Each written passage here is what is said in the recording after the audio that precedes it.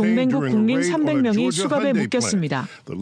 그들 대부분은 합법적 비자를 소지한 기술자였습니다. 2025년 9월 조지아 새벽 5시 헬기 세대와 군용차 12대가 현대차 공장을 포위했습니다.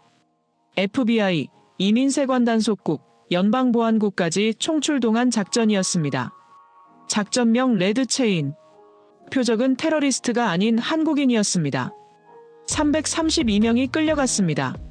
미국 정부는 아무 설명도 하지 않았습니다. 왜 이런 일이 벌어진 걸까요? 그리고 이 작전의 최종 서명을 한 사람은 누구였을까요? 이야기는 지금부터 시작됩니다.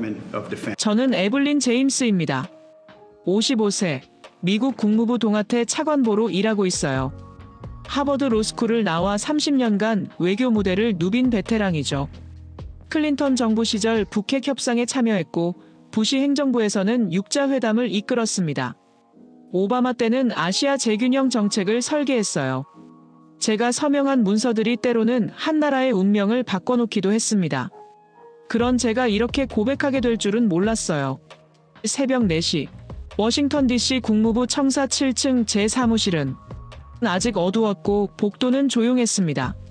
제 손에 들린 작전 승인서에는 레드체인이라는 암호명이 적혀 있었어요. 한국인 대규모 불법 체류자 단속 작전. 겉으로는 그렇게 포장되어 있었지만 저는 알고 있었습니다. 이것이 단순한 단속이 아니라는 걸 말이죠. 문서를 다시 펼쳐봤어요. 조지아주 애틀랜타 일대에서 활동 중인 한국 기술자 332명을 동시 체포한다는 내용이었습니다. 혐의는 관광비자로 입국해 불법 취업을 한 것. 하지만 진짜 이유는 따로 있었어요. 이들이 모두 핵 관련 기술자들이라는 점이었습니다. 30년 외교관 생활 동안 이런 작전을 수없이 봤습니다. 압박이 필요할 때는 법적 근거를 만들어 상대방을 옥죄는 것이죠. 백악관에서 내려온 지시는 명확했어요. 한국의 핵 재처리 기술 개발을 막아야 한다는 것이었습니다. 트럼프 대통령이 한국에 허용했던 재처리 협상 합의를 무력화시켜야 한다는 거였어요. 제 펜이 종이 위에서 잠시 멈췄습니다. 정말 이렇게까지 해야 할까요? 한국은 70년간 미국과 함께 해온 혈맹이에요. 6.25 전쟁 때 미군과 함께 피를 흘린 나라입니다. 하지만 국가 이익이라는 명분 앞에서 저는 결국 사인을 했어요. 그 순간 조지아 전역에서 동시다발적인 체포 작전이 시작되었습니다. 새벽 6시 FBI와 IC 요원들이 일제히 움직였어요. 애틀랜타 시내 호텔들, 임시 거주지들, 심지어 공항에서도 체포가 이루어졌습니다. 저는 실시간 상황 보고를 받으며 책상에 앉아 있었어요. 작전명 레드체인, 목표 332명 전원 확보 완료. 그 보고를 들었을 때 제가 무슨 생각을 했는지 기억나지 않습니다. 6시간 후 CNN 속보가 전 세계를 충격에 빠뜨렸어요. 332명의 한국 기술자들이 수갑을 찬 채 구금되었다는 소식이었습니다. 저는 사무실 모니터를 바라보며 숨을 멈췄어요. 화면 속에는 눈물을 흘리며 경찰차에 오르는 한국인들의 모습이 생중계되고 있었거든요. 그 중에서도 한 여성 기술자의 모습이 제 마음을 사로잡았습니다. 김소영이라는 이름의 40대 여성이었어요. 그녀는 수갑을 찬 채로도 기자에게 차분하게 말했습니다. 아이 생일인데 집에 못 가네요. 그 목소리에는 분노가 아니라 슬픔이 담겨 있었어요. 품위를 잃지 않으려는 노력이 역력했습니다. 30년간 각국 외교관들을 상대해온 제가 보기에도 이상했어요.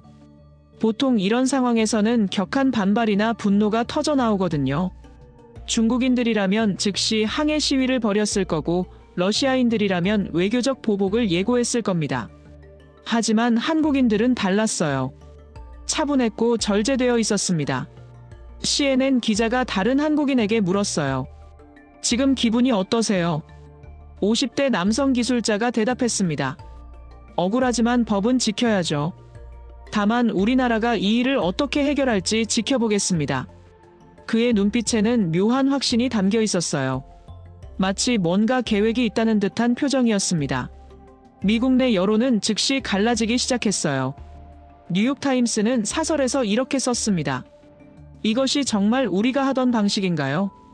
워싱턴 포스트도 마찬가지였어요. 동맹국을 이런 식으로 압박하는 것이 옳은지 의문을 표했죠. 특히 한국계 미국인들의 분노는 상상을 초월했습니다. 저는 그때까지도 이것이 일시적인 반발일 뿐이라고 생각했어요. 며칠 지나면 모든 것이 조용해질 거라고 믿었습니다. 하지만 제가 얼마나 잘못 생각했는지 곧 깨닫게 되었어요. 한국의 반응은 저희가 예상했던 것과 완전히 달랐거든요. 너무나 조용했고 그 침묵이 오히려 더 무서웠습니다. 다음 날 아침 8시, 백악관 NSC 고위직인 마이클 톰슨이 제 사무실로 찾아왔습니다. 그는 20년 넘게 워싱턴에서 활동해온 안보 전문가예요. 이라크 전쟁 당시 국방부에서 일했고 오바마 정부에서는 NSC 아시아 담당 보좌관을 지냈습니다. 그런 그의 첫마디가 지금도 생생해요. 한국이 너무 커지고 있어요, 에블린. 재처리 기술만큼은 절대 안 됩니다. 톰슨의 목소리에는 긴장감이 가득했어요. 저는 그와 20년 넘게 일해왔습니다. 이라크 전쟁 때도 북핵 위기 때도 함께 했어요. 그런 그가 이렇게 다급해하는 모습은 처음 봤습니다. 그는 책상 위에 두꺼운 파일을 내려놓으며 말을 이었어요. 한국이 재처리 기술을 완성하면 6개월 안에 핵무기 제조가 가능합니다. 파일을 펼쳐보니 CIA 분석 보고서였어요. 한국의 핵기술 수준에 대한 상세한 평가가 담겨 있었습니다. 놀라운 것은 한국이 이미 우라늄 농축 기술의 90%를 보유하고 있다는 점이었어요.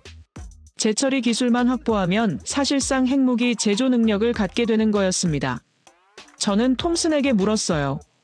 트럼프 대통령이 직접 허용한 재처리 협상인데 이렇게 뒤집어도 될까요? 그가 씁쓸하게 웃으며 대답했습니다. 정치는 변하는 거예요, 에블린. 지금 상황에서는 한국을 통제하는 게 더 중요합니다. 그의 말에는 냉혹한 현실주의가 담겨 있었어요. 오전 10시 국무부 7층 대회의실에서 긴급회의가 열렸습니다. 참석자는 저를 포함해 동아태 담당 고위직들이었어요. 회의 주제는 하나였습니다. 어떻게 이 작전을 정당화할 것인가? 저는 30년 외교 경험을 동원해 논리를 개발해야 했어요. 불법 체류는 명백한 위법 행위이고 우리는 법을 집행했을 뿐이라는 것이었습니다. 또한 이들이 관광비자로 입국해 기술 관련 업무에 종사한 것은 명백한 비자 위반이라고 주장했어요. 하지만 제 마음 한구석에서는 계속 의문이 들었습니다. 정말 이것이 옳은 방법일까요? 회의 중에 보좌관이 들어와 급보를 전했어요. 한국 주미대사가 국무부 방문을 요청했다는 소식이었습니다. 저는 잠시 당황했어요. 보통 이런 상황에서는 며칠간 침묵을 지키다가 공식 항의를 하는 게 일반적이거든요. 하지만 한국은 24시간도 안 되어 움직이기 시작했습니다. 오후 2시, 미국 언론의 반발이 본격화되기 시작했어요. 뉴욕타임스 사설이 온라인에 올라왔습니다. 이것이 정말 우리가 하던 방식인가요?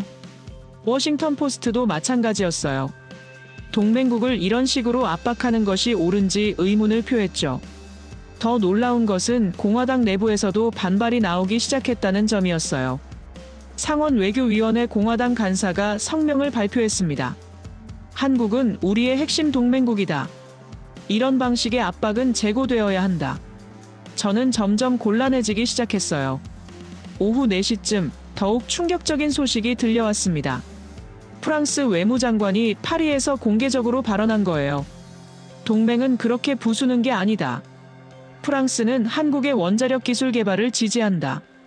독일 총리도 비슷한 우려를 표명했습니다. 동맹국끼리는 서로 존중해야 한다는 원칙론적 발언이었어요. 가장 충격적이었던 것은 일본의 반응이었습니다. 평소라면 미국 편에 섰을 일본마저 한국을 옹호하는 발언을 했어요. 기시다 총리가 기자회견에서 말했습니다. 한국은 책임감 있는 원자력 기술 보유국이다. 우리는 한국의 평화적 원자력 개발을 지지한다. 저는 점점 당황스러워졌어요. 우리가 예상했던 것과 정반대의 상황이 전개되고 있었습니다. 한국을 고립시키려던 작전이 오히려 미국을 고립시키는 결과를 낳고 있었거든요. 국제 여론은 명백히 한국 편이었습니다. 오후 6시 가장 궁금한 것은 정작 한국의 반응이었어요. 분명 엄청난 충격을 받았을 텐데 왜 이렇게 조용할까요? 한국 정부는 도대체 무엇을 준비하고 있는 걸까요? 저는 불길한 예감이 들기 시작했습니다. 이 침묵이 폭풍 전야는 아닐까 하는 생각이 들었어요. 다음 날 새벽 제 휴대폰이 요란하게 울렸습니다. 국무부 당직실에서 걸려온 전화였어요. 한국 대사관에서 긴급 면담을 요청했다는 소식이었습니다. 저는 잠에서 덜 깬 상태로 전화를 받으며 생각했어요. 벌써 항의가 시작되는구나. 하지만 곧 제가 얼마나 잘못 생각했는지 깨닫게 되었습니다. 한국 주미대사 조태열이 국무부 청사에 도착했어요. 30년 외교관 생활을 한 저도 이런 속도는 처음 봤습니다. 보통 이런 상황에서는 며칠간 내부 회의를 거쳐 신중하게 대응하는 게 일반적이거든요. 하지만 한국은 달랐어요. 사건 발생 18시간 만에 최고 위급 외교관이 움직인 겁니다. 조 대사가 제 사무실에 들어왔을 때 그의 표정을 잊을 수 없어요. 분노나 항의의 기색은 전혀 없었습니다. 오히려 차분하고 단호했어요. 그는 인사말도 없이 바로 본론으로 들어갔습니다. 차관보님, 우리는 이 문제를 매우 심각하게 받아들이고 있습니다. 그의 목소리에는 묘한 확신이 담겨 있었어요. 저는 준비된 답변을 했습니다. 이것은 단순한 법 집행이며 양국 관계와는 별개의 문제라고요. 하지만 조 대사의 반응이 의외였어요. 그는 고개를 끄덕이며 말했습니다. 그렇다면 우리도 우리 법에 따라 대응하겠습니다. 그 말의 의미를 저는 그때 이해하지 못했어요. 조 대사가 나간 지 1시간 후 첫 번째 충격이 왔습니다. 삼성전자가 텍사스 반도체 공장 증설 계획을 전면 재검토한다고 발표한 거예요. 투자 규모 170억 달러, 일자리 2만 개 창출 예정이었던 프로젝트였습니다. 저는 순간 숨이 막혔어요. 설마 이런 식으로 나올 줄은 몰랐거든요. 두 번째 충격이 이어졌습니다. 현대자동차가 엘라베마 공장 추가 투자를 중단한다고 발표했어요. SK하이닉스도 마찬가지였습니다. 미국 내 투자 계획을 전면 재검토하겠다는 입장을 발표했죠. 저는 점점 당황스러워지기 시작했어요. 이것은 단순한 항의가 아니었습니다. 제가 가장 놀란 것은 한국 기업들의 움직임이 너무 체계적이었다는 점이에요. 마치 미리 준비된 시나리오를 실행하는 것 같았습니다. 6시간 내에 대사 파견, 12시간 내에 주요 기업 CEO들의 공동 성명, 24시간 내에 구체적인 투자 재검토 발표. 이런 속도는 상상할 수 없었어요. 오후 3시, 백악관에서 긴급 연락이 왔습니다. 톰슨이 다급한 목소리로 말했어요. 에블린, 상황이 심각해지고 있어요. 상무부에서 비상이 걸렸습니다. 한국 기업들의 투자 중단이 미국 경제에 미칠 파장을 계산해보니 상상 이상이었거든요. 반도체 산업만 해도 수십조 원 규모였습니다. 저는 그제야 한국이 왜 이렇게 조용했는지 이해하기 시작했어요. 감정적인 반발 대신 전략적인 대응을 준비하고 있었던 겁니다. 분노를 표출하는 대신 실질적인 압박을 가하고 있었어요. 이것은 30년 외교관 생활에서 본 가장 세련된 대응이었습니다. 오후 4시 세 번째 충격이 왔어요. 한국 정부가 미국 국채 매입을 일시 중단한다고 발표한 겁니다. 한국은 미국 국채 보유 4위 국가였어요. 규모로는 약 1,300억 달러에 달했습니다. 재무부가 즉시 우려를 표명했죠. 이것은 단순한 항의를 넘어선 경제적 압박이었어요. 가장 인상적이었던 것은 한국 정부 대변인의 브리핑이었습니다. 기자가 물었어요. 이것이 미국에 대한 보복인가요? 대변인이 차분하게 답했습니다. 보복이 아닙니다. 우리는 단지 현 상황에서 투자 환경을 재평가하고 있을 뿐입니다. 그의 어조는 냉정했지만 메시지는 명확했어요. 오후 6시, 더욱 놀라운 소식이 들려왔습니다. 유럽 주요국들이 한국과의 경제 협력을 강화하겠다고 발표한 거예요. 프랑스는 원자력 기술 협력을 확대하겠다고 했고, 독일은 한국과의 투자 협정을 가속화하겠다고 발표했습니다. 한국이 미국을 떠나는 빈자리를 유럽이 메우려는 움직임이었어요. 저는 점점 위기감을 느끼기 시작했습니다. 우리가 한국을 압박하려던 작전이 완전히 뒤바뀐 상황이 되어버렸어요. 오히려 미국이 궁지에 몰리고 있었습니다. 한국의 대응은 감정적이지 않았어요. 너무나 전략적이고 체계적이었습니다. 저녁 8시, 가장 충격적인 소식이 왔어요. 한국이 미국과의 원자력 협정 전면 재협상을 요구한다고 발표한 겁니다. 1974년 체결된 한미 원자력 협정을 완전히 새로 쓰겠다는 뜻이었어요. 이것은 단순한 항의가 아니라 게임의 룰 자체를 바꾸겠다는 선언이었습니다. 다음 날 아침, 제가 예상하지 못했던 일이 벌어졌습니다. 한국 외교부가 기자회견을 열어 폭탄 발언을 한 거예요. 외교부 대변인이 차분한 목소리로 말했습니다. 정말로 트럼프 대통령이 한국의 재처리 기술 개발에 원칙적으로 동의한다는 내용이 담겨 있었습니다. 물론 구체적인 세부 사항은 추후 협의하기로 되어 있었지만 기본 합의는 분명했어요. 저는 그때 깨달았습니다. 우리가 완전히 잘못 계산했다는 것을요. 한국은 이미 미국 대통령으로부터 재처리 기술에 대한 승인을 받아놓은 상태였어요. 우리가 지금 하고 있는 일은 미국 대통령의 약속을 뒤엎는 것이나 다름없었습니다. 이것은 외교적으로 매우 난처한 상황이었어요. 오전 10시, 백악관에서 긴급회의가 소집되었습니다. 톰슨이 저를 보며 말했어요. 에블린, 이 문제를 어떻게 해결할 건가요? 한국이 꺼낸 카드가 너무 강력해요. 저는 솔직히 답변할 수밖에 없었습니다.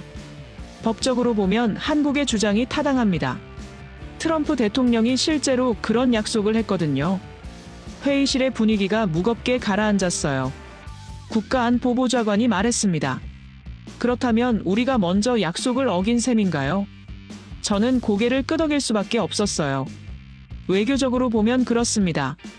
우리가 일방적으로 합의를 파기한 것으로 해석될 수 있어요. 한국이 국제원자력기구 IAEA에 정식으로 재처리 기술 개발 계획을 신고했다는 거예요. 이것은 완전히 합법적인 절차였습니다. 더욱이 한국은 핵확산 금지 조약 NPT의 모범적인 가입국이었어요. 국제법적으로 아무런 문제가 없었습니다. 저는 회의 자료를 넘기며 중얼거렸어요. 우리가 너무 쉽게 허용했나? 2018년 당시만 해도 한국의 기술 수준을 과소평가했던 것 같습니다. 하지만 지금 보니 한국은 이미 상당한 수준의 원자력 기술을 보유하고 있었어요. 재처리는 그 마지막 퍼즐 조각일 뿐이었습니다. 백악관에서 압박이 들어왔어요. 국가안보보좌관이 전화를 걸어왔습니다. 에블린, 어떻게든 이 협상을 파기시켜야 해요. 한국이 재처리 기술을 확보하면 동북아 균형이 완전히 바뀝니다. 하지만 저는 현실을 말할 수밖에 없었어요. 미국 대통령의 약속을 일방적으로 파기하는 것은 외교적으로 불가능합니다. 가장 당황스러운 것은 한국의 대응 방식이었어요. 격양된 항의나 감정적인 반발 대신 법적 근거와 국제법을 정확히 활용하고 있었습니다. 한국 외교부가 발표한 성명서를 읽어보니 완벽했어요. 미국의 약속 위반을 지적하면서도 양국 관계의 중요성을 강조하는 균형 잡힌 내용이었습니다. 한국 대통령이 직접 성명을 발표한 겁니다. 우리는 미국과의 약속을 지키고자 합니다. 2018년 정상회담에서 합의된 재처리 기술 협력을 이행하기를 희망합니다. 그의 목소리는 단호했지만 도발적이지 않았어요. 오히려 미국에게 공을 넘기는 듯한 느낌이었습니다. 저는 그때 깨달았어요. 한국이 우리보다 한 수 위였다는 것을요. 감정적인 대응 대신 법적, 외교적 근거를 완벽하게 갖춰놓고 있었습니다. 더욱이 국제 여론까지 한국 편이었어요. 우리가 약속을 어긴 쪽이 되어버린 겁니다. 이런 상황에서 한국을 더 이상 압박하기는 어려웠어요. 다음 날 아침 6시, 저는 CIA에서 온 극비 분석 보고서를 받았습니다. 제목부터 충격적이었어요. 한국의 실질적 핵 역량 평가 재검토가 필요한 위협 수준. 30년 외교관 생활에서 이런 보고서는 처음 봤습니다. 저는 커피도 마시지 않고 바로 문서를 펼쳤어요. 첫 페이지부터 놀라운 내용이 나왔습니다. 한국은 현재 잠수함 발사 탄도미사일 SLBM을 보유한 세계 7번째 국가입니다. 핵무기는 없지만 운반 수단은 이미 확보한 상태라는 뜻이었어요. 저는 손이 떨리기 시작했습니다. 우리가 한국을 얼마나 과소평가했는지 깨달았거든요. 보고서를 계속 읽어나갔어요. 한국의 현무 미사일은 지하 20m 깊이의 벙커도 관통할 수 있습니다. 사거리는 8,000km로 미국 서부까지 도달 가능합니다. 저는 순간 숨이 막혔어요. 이것은 단순한 방어 무기가 아니었습니다. 전략 무기였어요. 가장 충격적인 부분은 다음 내용이었습니다. 한국은 우라늄 농축 기술의 90%를 이미 보유하고 있습니다. 재처리 기술만 확보하면 6개월 내 핵무기 제조가 가능한 상태입니다. 저는 그 순간 모든 것을 이해했어요. 왜 백악관이 그렇게 급박하게 행동했는지 말이죠. 페이지를 넘기니 더욱 놀라운 분석이 나왔어요. 한국의 원자력 기술 수준은 세계 3위입니다. 특히 소형 모듈 원자로 SMR 분야에서는 미국과 대등한 수준에 도달했습니다. 저는 그동안 우리가 한국을 얼마나 잘못 파악했는지 깨달았어요. 이것은 보호받아야 할 약소국이 아니었습니다. 오전 9시, 톰슨이 제 사무실로 급히 찾아왔어요. 그의 얼굴이 창백했습니다. 에블린, 이 보고서 봤어요? 저는 고개를 끄덕였어요. 톰슨이 계속 말했습니다. 우리는 지금까지 완전히 틀렸어요. 한국은 단순한 제어 대상이 아니라 진짜 강국이었습니다. 저는 보고서의 한 구절을 톰슨에게 읽어줬어요. 한국은 핵무기 없이도 핵보유국과 대등한 억제력을 확보했습니다. 이것은 새로운 안보 모델입니다. 톰슨이 한숨을 쉬며 말했어요. 우리가 너무 과소평가했네요. 이런 나라를 압박하려 했다니요. 한국이 독자적으로 개발한 킬체인 시스템이 북한 전역을 30분 내에 타격할 수 있다는 분석이었어요. 더욱이 이 시스템은 미국의 도움 없이도 완전히 작동한다는 점이었습니다. 저는 그제야 깨달았어요. 한국이 이미 자주 국방 능력을 확보했다는 것을요. CIA 분석관이 추가 설명을 해줬습니다. 한국의 KF-21 전투기는 F-35를 보완하는 수준이 아닙니다. 오히려 일부 성능에서는 F-35를 앞서고 있어요. 특히 전자전 능력과 레이더 회피 기술은 세계 최고 수준입니다. 저는 점점 더 놀라고 있었어요. 한국이 이미 극초음속 미사일 기술을 실용화했다는 거예요. 현무사 미사일은 마하 5 이상의 속도로 비행하며 기존 미사일 방어 시스템으로는 요격이 거의 불가능합니다. 이것은 미국도 아직 완전히 실용화하지 못한 기술이었어요. 저는 보고서를 덮으며 중얼거렸습니다. 우리는 너무 과소평가했어요. 한국은 더 이상 보호받아야 할 나라가 아니었습니다. 오히려 함께 협력해야 할 동등한 파트너였어요. 아니, 어떤 면에서는 우리보다 앞서 있는 분야도 있었습니다. 펜타곤에서 추가 분석이 들어왔어요. 한국군의 전력평가에서 놀라운 결과가 나온 겁니다. 한국군은 현재 아시아에서 중국 다음으로 강력한 군사력을 보유하고 있습니다. 특히 해군력과 공군력은 일본을 앞서고 있어요. 저는 이 모든 사실들이 믿어지지 않았습니다. 가장 인상적이었던 것은 한국의 전략이었어요. 핵무기를 보유하지 않으면서도 핵보유국과 대등한 억제력을 확보한 겁니다. 이것은 완전히 새로운 안보 모델이었어요. 다른 나라들이 한국을 주목하는 이유를 알 수 있었습니다. 저는 모든 것을 다시 생각해 봤어요. 우리가 한국을 통제하려 했던 것 자체가 잘못이었습니다. 이미 한국은 우리의 통제를 벗어난 지 오래였어요. 오히려 우리가 한국의 협력을 구해야 할 상황이었습니다. 이것은 완전히 새로운 현실이었어요. 저녁 7시 마지막으로 확인한 정보가 가장 충격적이었습니다. 한국이 우주 발사체 기술까지 독자 개발했다는 거예요. 누리호 성공으로 한국은 세계 7번째 우주 발사 독립국이 되었습니다. 이것은 ICBM 기술과도 직결되는 능력이었어요. 한국은 더 이상 우리가 보호해주는 나라가 아니었어요. 오히려 우리와 어깨를 나란히 할 수 있는 강국이었습니다. 그런 나라를 우리가 압박하려 했다니요. 정말 어리석은 일이었어요. 일주일 후 국방부 산하방산협력청에서 작성한 한국 방산업체의 글로벌 진출 현황 분석이었어요. 제목만 봐도 심상치 않았습니다. 저는 즉시 문서를 펼쳐봤어요. 첫 페이지에 나온 통계가 놀라웠습니다. 2024년 한국의 방산 수출액이 170억 달러를 넘어섰다는 거예요. 이것은 5년 전보다 10배 증가한 수치였습니다. 더욱 놀라운 것은 증가 추세였어요. 매년 50%씩 성장하고 있었습니다. 저는 구체적인 사례들을 살펴봤어요. 폴란드가 한국의 K9 자주포 672대를 구매한다는 계약이 가장 눈에 띄었습니다. 계약 규모만 33억 달러였어요. 저는 의문이 들었습니다. 도대체 왜 미국 무기를 제치고 한국 무기를 선택했을까요? 보고서를 더 읽어보니 이유를 알 수 있었어요. 한국은 단순히 무기만 파는 게 아니었습니다. 기술 이전, 현지 생산, 유지 보수 패키지까지 모두 포함한 종합 솔루션을 제공했어요. 이것은 미국 방산업체들이 절대 하지 않는 방식이었습니다. 폴란드 국방장관의 인터뷰 내용이 인상적이었어요. 한국은 진짜 파트너십을 제공합니다. 기술을 함께 나누고 함께 발전하려고 해요.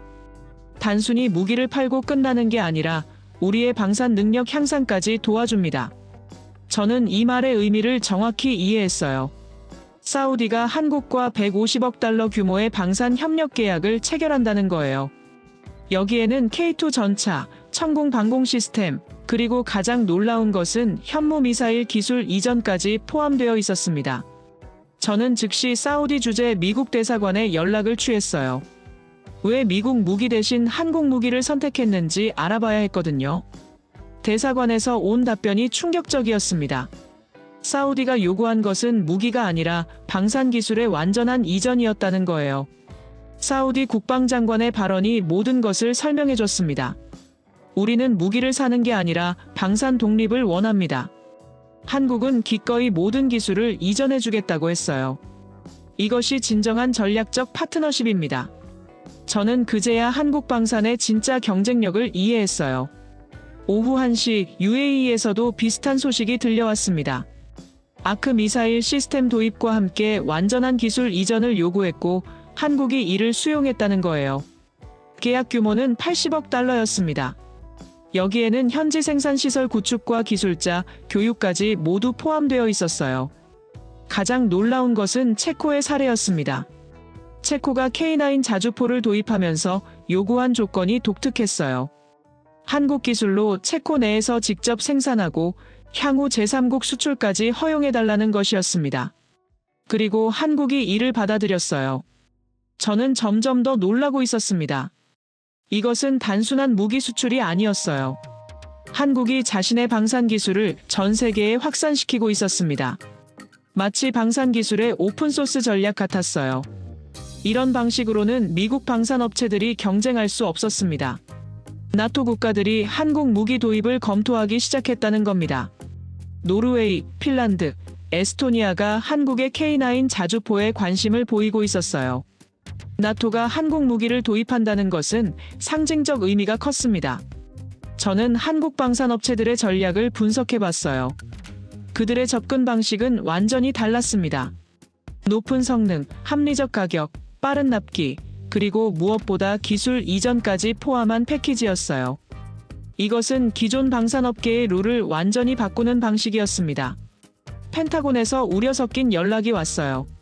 한국 방산업체들이 미국 방산업체들의 시장 점유율을 빠르게 잠식하고 있다는 분석이었습니다.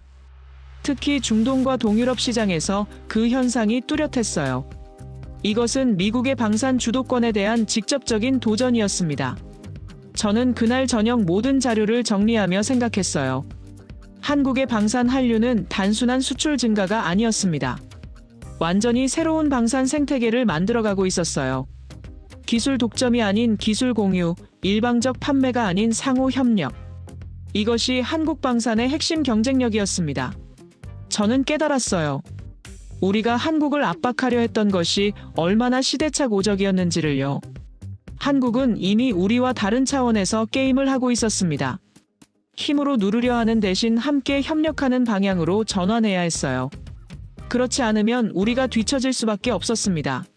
3주 후, 저는 파리로 출장을 떠났습니다. OECD 원자력 정책회의에 참석하기 위해서였어요.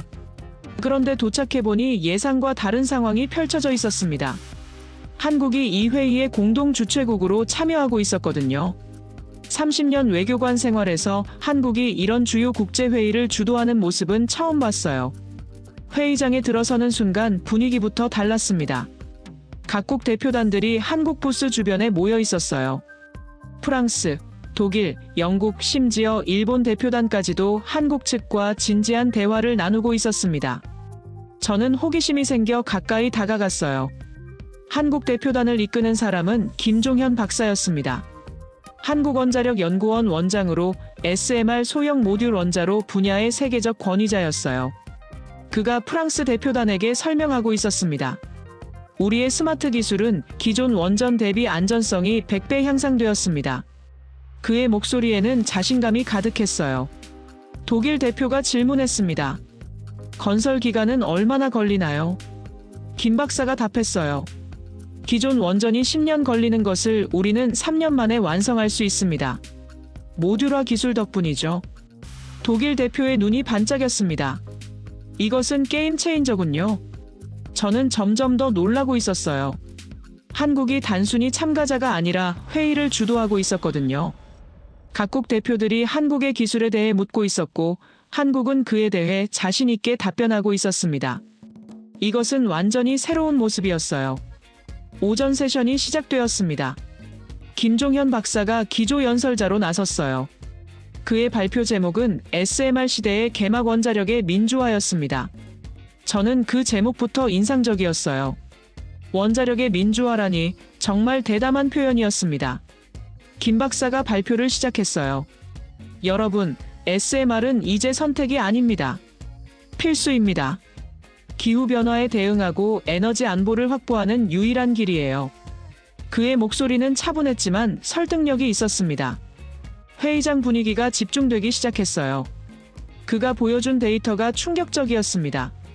한국의 SMR 기술로 건설할 경우 비용이 기존 원전의 60% 수준이라는 거예요.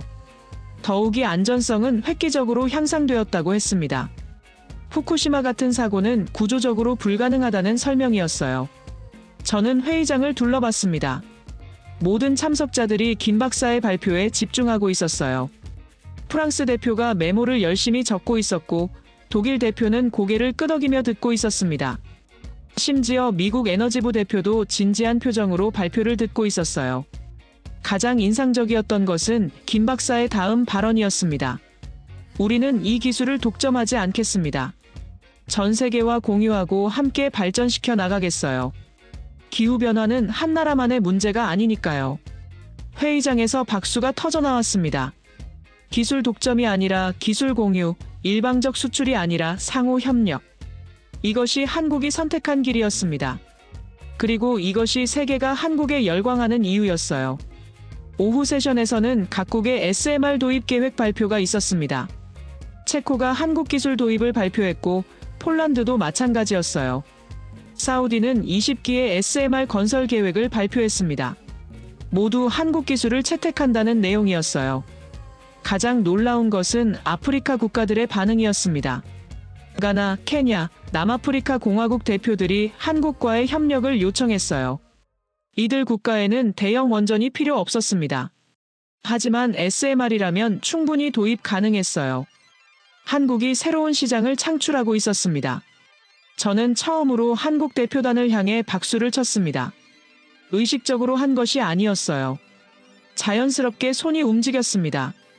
그들의 발표가 정말 인상적이었거든요. 기술의 우수성뿐만 아니라 철학까지도 감동적이었어요. 휴식 시간에 저는 김종현 박사와 대화할 기회가 있었습니다.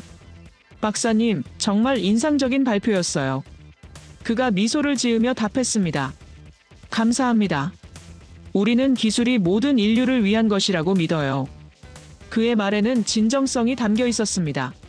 저는 질문했어요. 미국과의 관계는 어떻게 생각하세요? 김 박사가 차분하게 답했습니다. 미국은 우리의 소중한 동맹국이에요. 앞으로도 함께 발전해 나가고 싶습니다. 다만 이제는 동등한 파트너로서 말이죠. 그의 말이 제 마음에 깊이 와닿았어요. 저는 그때 깨달았습니다. 한국은 설득하려 하지 않았다는 것을요. 그냥 보여줬을 뿐이에요. 자신들의 기술과 철학을 당당하게 보여줬습니다. 그리고 그것이 전 세계를 움직이고 있었어요. 이것이 진정한 리더십이었습니다. 회의 마지막 날 가장 감동적인 순간이 왔습니다. 김종현 박사가 폐회사를 했는데 그의 마지막 말이 잊혀지지 않아요. 우리는 기술로 세계를 하나로 만들고 싶습니다. 국경을 넘어 함께 발전하는 것이 진정한 승리라고 믿어요. 전체 회의장이 기립박수를 보냈습니다. 저도 일어서서 박수를 쳤어요. 30년 외교관 생활에서 이런 감동을 받은 적이 없었습니다. 한국은 힘으로 세계를 지배하려 하지 않았어요. 기술과 철학으로 세계를 이끌어가고 있었습니다. 이것이 21세기 리더십의 모습이었어요. 한국은 이미 기술 선진국이 되었고 전 세계가 한국을 주목하고 있다고요. 가장 중요한 것은 한국의 접근 방식이었어요. 그들은 기술 독점이 아니라 기술 공유를 선택했습니다. 한국을 통제 대상으로 보던 시각에서 존중과 협력의 파트너로 보는 시각으로 바뀐 거예요. 나는 그들을 통제하려 했지만 그들은 나를 존중하게 만들었다는 것을요. 힘으로 누르려 했지만 그들은 품격으로 감화시켰어요. 이것이 진정한 승리였습니다. 한국은 싸우지 않고 이겼어요. 미국 내부도 변화하기 시작했습니다. 국무부, 국방부, 상무부 모두가 한국과의 협력 확대에 찬성했어요. 의회도 마찬가지였습니다. 한국이 보여준 기술력과 철학이 워싱턴 전체를 변화시킨 거예요. 21세기는 힘의 시대가 아니라 협력의 시대라는 것이요. 한국이 그것을 먼저 깨달았고 실천했어요. 그리고 전 세계가 한국을 따르기 시작했습니다. 미국도 이제 그 흐름에 합류해야 했어요. 함께 가자, 한국. 이것이 제가 내린 최종 결론이었습니다. 보호받는 나라에서 함께 책임지는 나라로. 통제 대상에서 동등한 파트너로. 이것이 새로운 한미동맹의 모습이어야 한다고 확신했어요. 그리고 이것이 양국 모두에게 최선의 길이라고 믿었습니다.